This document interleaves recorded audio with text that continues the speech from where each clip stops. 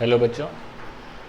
आज के लेक्चर में हम अपना chapter number 4 complex numbers cover करेंगे according to latest NCERT curriculum. तो जो नई एनसीईआरटी में दिया हुआ है चैप्टर 4 में हमारे पास कॉम्प्लेक्स नंबर्स दिया हुआ है विद सम कर्टेलमेंट्स। कुछ कोर्स में कर्टेलमेंट्स हुए हैं फ्रॉम प्रीवियस ईयर्स। तो आज हम basics of complex numbers cover करते हैं। समझने के लिए जैसे मान लो मुझे अगर 4 का रूट निकालना है तो उसकी वैल्यू 2 होती है, ये सबको पता है। लेट से मुझे अगर -4 का रूट निकालना है तो वो कैसे निकालेंगे? क्या मैं इसको लिख सकता हूँ 4 इंटू -1 रूट के अंदर। अब मैथ्स में रूल होता है कि अगर root of a into b है that can be written as root a into root b. हमने एक्सपोनेंट्स यूज़ कर लिए। तो अगर मैं इसको लिखूँ √4 इंटू रूट ऑफ -1। अब मुझे ये पता है कि 4 का रूट इज़ 2। जहाँ तक बात है हमारे पास रूट ऑफ -1 की, इसकी वैल्यू हमें नहीं पता। तो हम क्या करते हैं, जहाँ पर रूट ऑफ -1 आता है उसको हम लिखते हैं i, इसको हम बोलते हैं आयोटा। तो सिंपल डेफिनेशन में जिस नंबर के अंदर आयोटा अपीयर हो जाता है that number is called a complex number. Iota basically क्या है, हमारे पास एक इमेजिनरी नंबर है। तो जिस नंबर के अंदर आयोटा अपीयर हो गया it becomes a complex number which contains an imaginary number called iota. तो अगर मैं इसको लिख लूँ 2i तो इसको हम लिख सकते हैं 2 आयोटा। दूसरी चीज़, अगर रूट ऑफ -1 की वैल्यू हम आयोटा यूज़ कर रहे हैं, अगर मैं इसमें कर दूं स्क्वायरिंग बोथ साइड्स, आई स्क्वायर की वैल्यू विल बी -1 क्योंकि यहाँ से रूट हो जाएगा एलिमिनेट। सिमिलरली अगर मैं इसको फर्दर स्क्वायर करूँ बोथ साइड्स, यानी कि आई स्क्वायर का होल स्क्वायर -1 का स्क्वायर, तो 1 is equal to i power 4 भी बन सकता है। तो इन तीन वैल्यूज़ को हमें यूज़ करना पड़ेगा कॉम्प्लेक्स नंबर्स के अंदर। देखो स्टैंडर्ड फॉर्म के अंदर हम किसी भी कॉम्प्लेक्स नंबर को हम डिनोट करते हैं z से। z can be written as x plus i y, या कुछ बुक्स में लिखा होता है a plus i b b. एक ही मतलब है।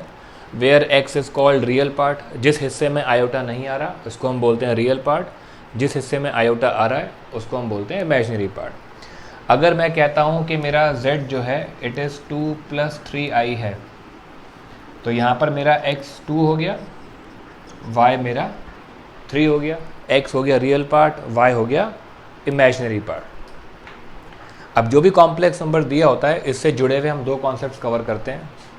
First one is called modulus of z। इसको हम डिनोट करते हैं बाय z के आसपास हम पैरेलल बार्स बना देते हैं, इसको हम बोलते हैं मॉड्यूलस ऑफ z।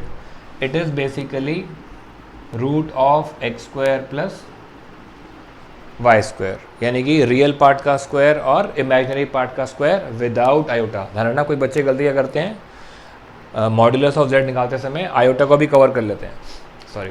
तो इसमें आयोटा कवर नहीं होगा। हमारे केस में x square plus y square it becomes root 13, 4 + 9 √13 is my modulus of z। अब टेक्निकली ये मॉड्यूलस बेसिकली है क्या? अगर मैं इसका छोटा सा ग्राफ बनाऊं, ये आपने कहाँ देखे हुए हैं? ये हमें देखे हुए हैं क्वाड्रेंट्स, कोऑर्डिनेट ज्योमेट्री में देखे हुए थे। यहाँ इसको हम बेसिकली कहते हैं आर्गन्ड प्लेन, सिंपल वर्ड्स में आर्गन्ड डायग्राम।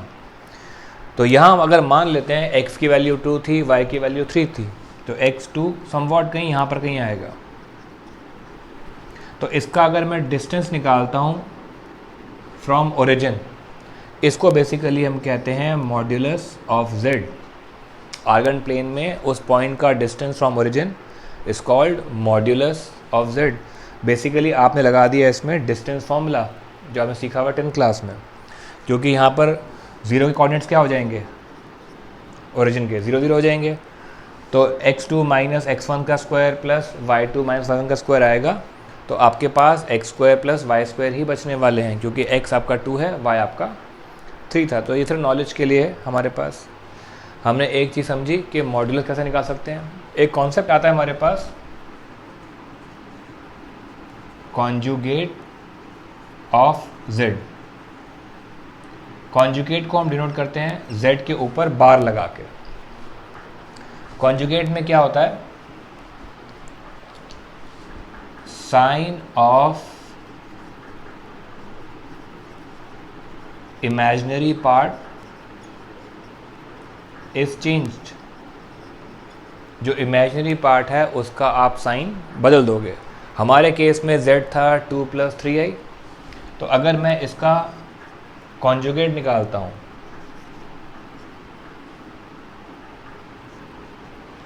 तो क्या हो जाएगा, जो रियल पार्ट है उसका साइन चेंज नहीं होगा, लेकिन जो इमेजिनरी पार्ट था वो +3 था, तो इट बिकम्स -3 आयोटा। तो मॉड्यूलस में क्या था, मॉड्यूलस में हम निकालते हैं रियल पार्ट का स्क्वायर प्लस इमेजिनरी पार्ट का स्क्वायर। कॉन्जुगेट के अंदर हम लिखते हैं z bar, sign of imaginary part is change, हम इमेजिनरी पार्ट के साइन को चेंज कर देते हैं। तो जहाँ पर 2 + 3i था, इट बिकम्स 2 - 3i। अगर यहाँ पर -2 भी होता तो वो साइन चेंज नहीं होने वाला था, क्योंकि हमें सिर्फ इमेजिनरी पार्ट का साइन ही चेंज करना था। पहले इसको एक बार नोट कर लो, फिर इससे जुड़ा हुआ एक कॉन्सेप्ट और आएगा। मैं ऊपर का पार्ट अभी रब कर रहा हूँ, तो पॉज करके एक बात को नोट कर सकते हो। देखो, अभी हम क्वेश्चंस करने से पहले ब्रीफली एक कॉन्सेप्ट और पकड़ ले। मैं ये आर्गन डायग्राम हटा रहा हूँ क्योंकि उसकी ज़रूरत पड़ने नहीं वाली है। अब देखो, हमने मॉड्यूलस निकाला, कॉन्जुगेट निकाला। एक कॉन्सेप्ट होता है हमारे पास मल्टीप्लिकेटिव इनवर्स।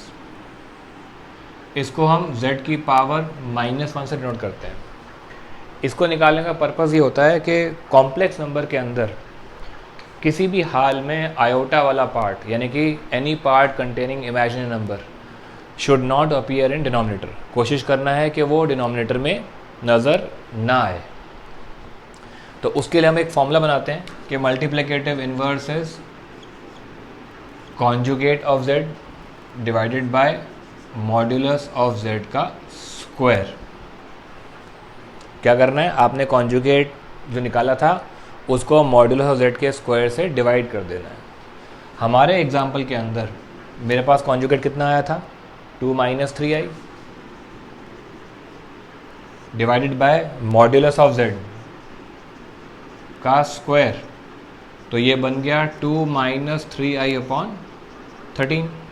किसी भी कॉम्प्लेक्स नंबर को हमेशा स्टैंडर्ड फॉर्म में ही छोड़ना है। स्टैंडर्ड फॉर्म मतलब it should be left in x + iy। Real part अलग करना है और इमेजिनरी पार्ट अलग करना है। कैसे करेंगे, कॉमन बेस था, दिस बिकम्स 2/13 - 3/13 आयोटा। तो ये मेरा मल्टीप्लिकेटिव इनवर्स का बेसिक आइडिया था। तो हमने 3 कॉन्सेप्ट्स अभी कवर किए। मॉड्यूलस ऑफ z कैसे निकालते हैं, how can we find conjugate of z, and how can we find multiplicative inverse. देखो, आज के लेक्चर में मैं बेसिक्स कवर करूंगा, नेक्स्ट लेक्चर में मैं इसकी प्रॉपर्टीज़ भी करवाऊंगा, स्पेशली मॉड्यूलस और कॉन्जुगेट की, जो हमें मिसलेनियस क्वेश्चन में हेल्प करेंगी। अब सिंप्लीफाई करने के लिए फर्दर मैं कुछ एग्जांपल्स लूँगा कि हम किसी भी कॉम्प्लेक्स नंबर को सिंप्लीफाई कैसे कर सकते हैं। तो मैं फ़िलहाल ये सारा पार्ट रब कर रहा हूँ। जिसने मल्टीप्लिकेटिव इनवर्स नोट नहीं किया वो एक बार नोट कर सकते हो, बहुत बेसिक सा कॉन्सेप्ट था। अब जैसे मान लो मैं एग्जांपल ले रहा हूँ, एग्जांपल फर्स्ट। मेरे को दिया हुआ है z = 1 + 1/3 + 4 आयोटा। क्वेश्चन में रिक्वायरमेंट क्या है, उसने कहा कि इसको लिख के दिखाओ in its standard form. Standard form क्या होती है, x + iy, रियल पार्ट अलग करना है, इमेजिनरी पार्ट अलग करना है। जैसे कि मैंने कहा था, जितना हो सके आपको ध्यान रखना है कि आयोटा वाला हिस्सा डिनोमिनेटर में अपीयर नहीं होना चाहिए। जिसको आप 10th तक के मैथ्स में कहते थे ना कि रैशनलाइज करना, यहाँ उसको हम बोलेंगे multiply both numerator and denominator bye it's conjugate, denominator के कॉन्जुगेट से ऊपर नीचे मल्टीप्लाई कर लो, मल्टीप्लाई एंड डिवाइड। तो it is 3 - 4 iota upon 3 - 4 iota. तो ऊपर तो आ गया 3 - 4 आयोटा, नीचे क्या हो गया a plus b into a minus b, वो क्या होता है a square minus b square. तो z is equal to 3 - 4 iota divided by 3 का स्क्वायर इज 9 माइनस 4 का स्क्वायर इज 16 आई स्क्वायर। मैंने अभी बताया था कि आई स्क्वायर की वैल्यू इज -1 होती है। तो जहाँ पर आई स्क्वायर था अगर मैं पुट करता हूँ -1 तो 9 + 16 हो जाएगा वो, क्योंकि आई स्क्वायर की वैल्यू इज -1 तो माइनस माइनस प्लस हो जाएगा। तो z की वैल्यू कितनी आ गई 3 - 4 आयोटा अपॉन 25। तो क्या करेंगे, इसका रियल पार्ट अलग कर देंगे, इमेजिनरी पार्ट अलग कर देंगे। तो z is equal to 3/25 minus 4/25 iota is it simplified form. तो मैंने इसको एक्सप्रेस कर दिया स्टैंडर्ड फॉर्म में by multiplying both numerator and denominator by the conjugate of denominator. एक तो ये तरीका हो गया क्वेश्चन करने का। अच्छा, ऐसे क्वेश्चन के लिए ही बेसिकली मल्टीप्लिकेटिव इन्वर्स बनाया गया था। तो ये एक तरह से मल्टीप्लिकेटिव इन्वर्स का सिंप्लीफाइड वर्जन है अगर आपको फॉर्मूला यूज़ नहीं करना तो। एक हमारे पास ये एग्जांपल हो गया। एग्जांपल 2, आपको ध्यान रखना है कि जहाँ तक हो सकेगा आपको आयोटा स्क्वायर का यूज़ आना चाहिए, क्योंकि आयोटा स्क्वायर का यूज़ बहुत आएगा। एग्जांपल 2, अब मैं कहता हूँ मेरे को z दिया हुआ है i की पावर 19 प्लस i की पावर 29 और मुझे बेसिकली इसको एक्सप्रेस करना है as x plus i Y की फॉर्म में, यानी कि इसका रियल पार्ट अलग इमेजिनरी पार्ट अलग करना है। जब ऐसे क्वेश्चन आएंगे ना तो माइंड में रखना है कि आई स्क्वायर की वैल्यू इज -1 होती है। कैसे ब्रेक करेंगे, देखो i पावर 19 है, इसके जो क्लोजेस्ट इवन पावर है इट इज़ i पावर 18, तो +1 लिख सकते हैं, प्लस i पावर 28 +1 लिख सकते हैं। फिर हमें मैथ्स में ये पता है कि अगर x की पावर a प्लस b है तो वो x की पावर a इंटू एक्स की पावर b हो जाती है।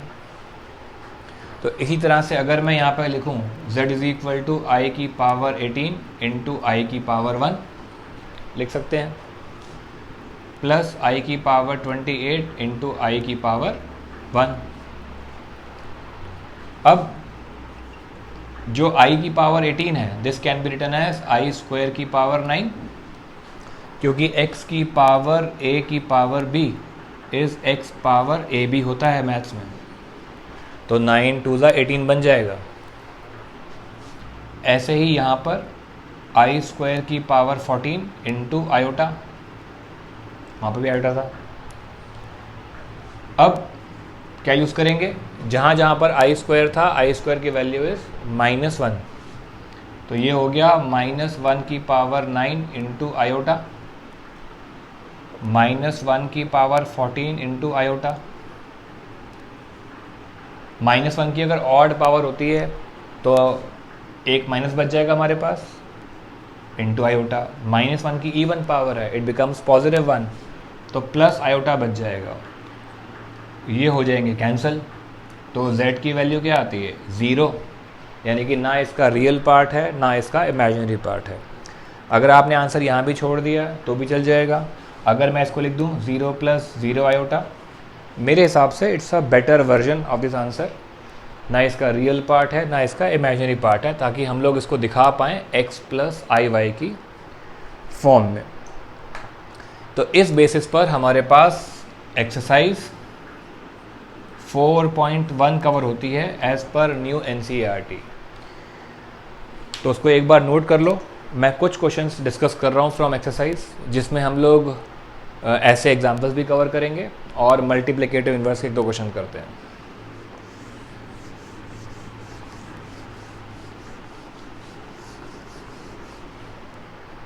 देखो जो बिल्कुल सेम होंगे वो तो हम डिस्कस नहीं करेंगे। एक्सरसाइज 4.1 के अंदर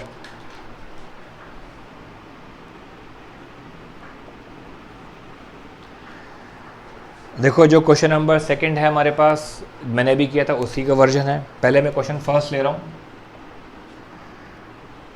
सबको ना कोशिश करना कि z से डिनोट करना। हमें दिया हुआ है 5 आयोटा इंटू -3/5 आयोटा।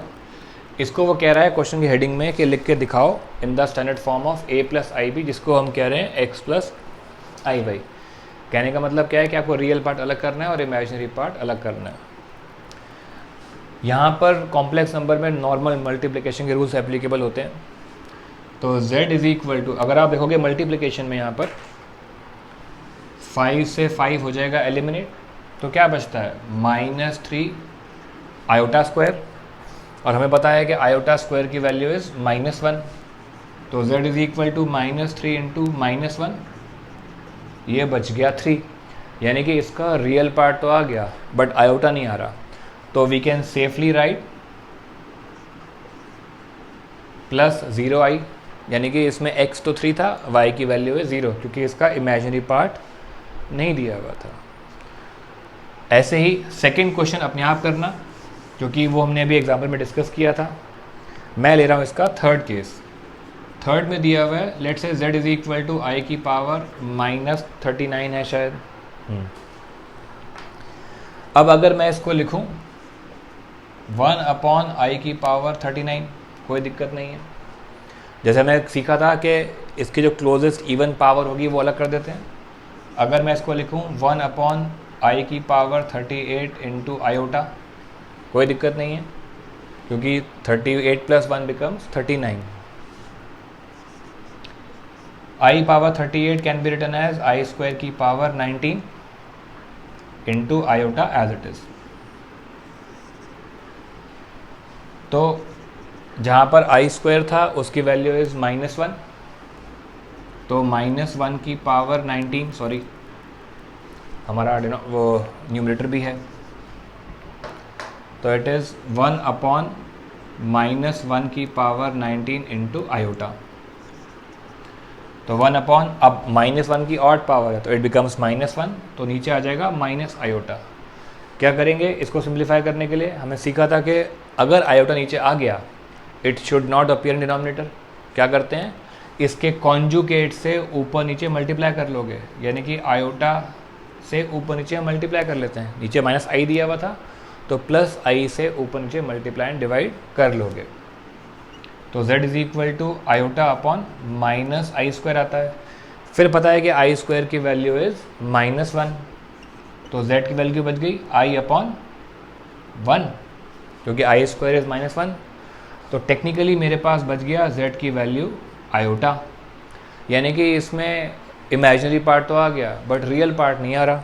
तो we can safely write 0 + iota. Real part के लिए 0 लिख दिया, आयोटा का जो कोफिशिएंट है ऑब्वियसली वो 1 हो गया। तो इसको एक बार नोट कर लो। अब इसमें क्वेश्चन नंबर 4, 5, 6 आप डायरेक्टली ट्राई करोगे क्योंकि बहुत बेसिक दे रखे हैं। मैं एक एग्जांपल ले रहा हूँ समझने के लिए। क्वेश्चन ले रहा हूँ उसमें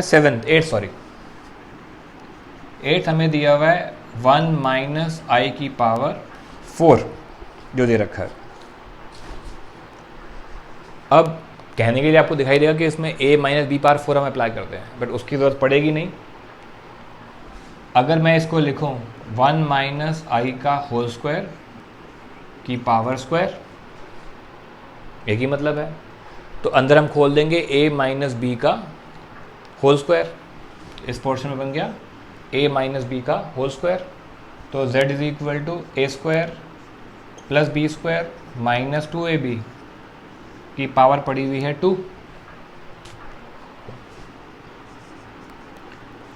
i² इज़ -1 - 2i का होल स्क्वायर।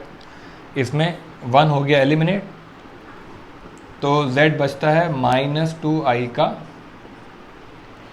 Whole square. अब -2i का स्क्वायर इज 4i²। इसका मतलब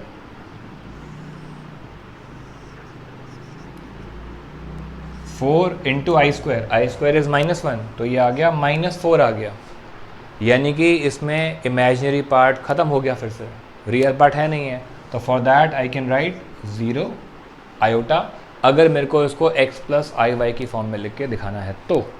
अदरवाइज अगर हमने -4 भी छोड़ दिया तो भी आपका काम चल जाएगा। इसके अलावा एक क्वेश्चन हम करेंगे 9th।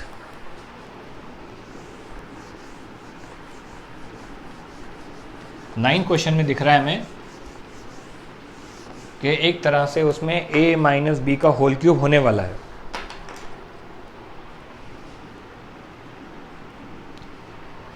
नाइन्थ में दिया हुआ है 1/3 प्लस 3i का होल क्यूब। अब कोई बच्चों के दिमाग में आएगा कि मैं इसमें 3 को 2 प्लस में ब्रेक कर दूँ, जो बार बार हमने किया था, बट शायद यहाँ पर ज़रूरत नहीं, यहाँ पर क्यूब से काम बन जाएगा। ध्यान वही रखना है कि आई स्क्वायर की वैल्यू इज़ -1, जो यूज़ में आ सकती है। तो पहले क्या करेंगे, इसमें फॉर्मूला अप्लाई करेंगे a प्लस बी का होल क्यूब। अब अगर आपको ध्यान में हो, a प्लस बी का होल क्यूब क्या होता है, it is a cube plus b cube plus 3ab into a plus b होता है। तो a cube plus b cube plus 3ab into a plus b. अब मैं 2 मिनट दे रहा हूँ, इसको 1 मिनट दे रहा हूँ, एक बार इसको ट्राई करो, आगे सिंप्लीफाई कैसे करेंगे।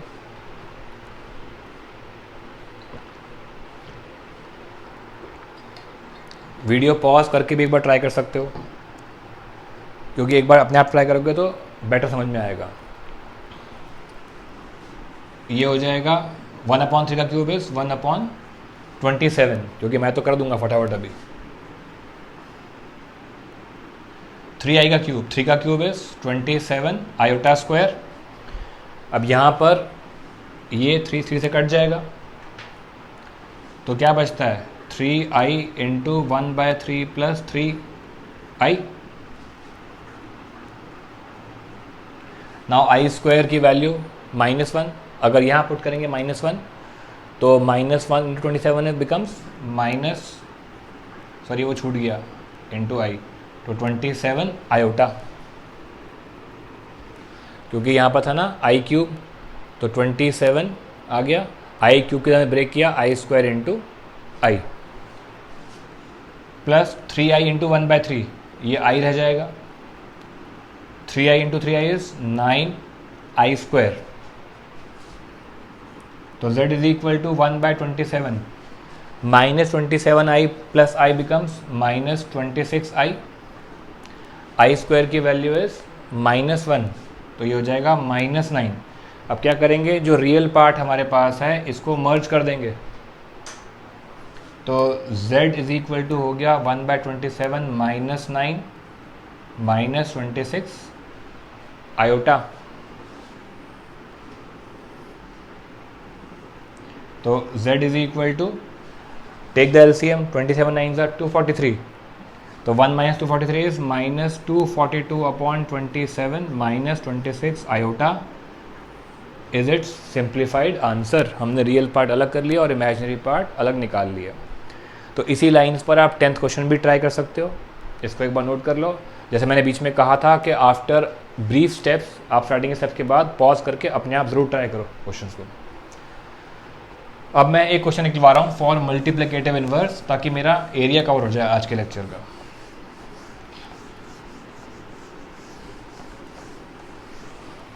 अब मल्टीप्लिकेटिव इनवर्स के लिए हमारे पास 3 क्वेश्चंस हैं, 11th 12th और 13th।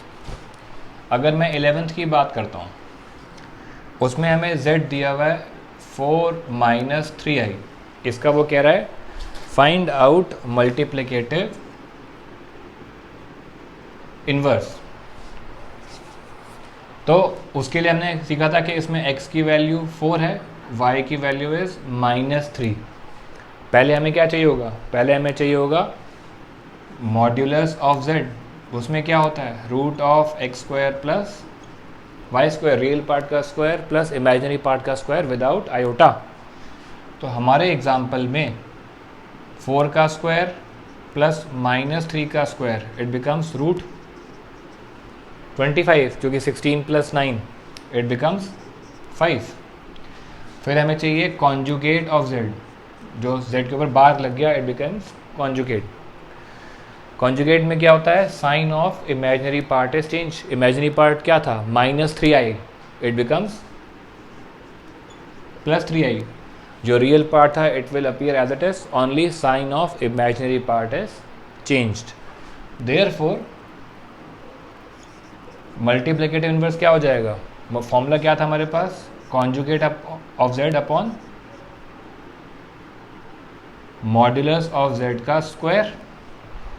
तो हमारे केस में कॉन्जुगेट आया था 4 + 3i, मॉड्यूलस आया था हमारे पास 5 का square, it becomes 25। Real part अलग करना है तो 4/25 + 3/25 iota is my simplified answer in this case. So this is how we can find multiplicative inverse of a complex number.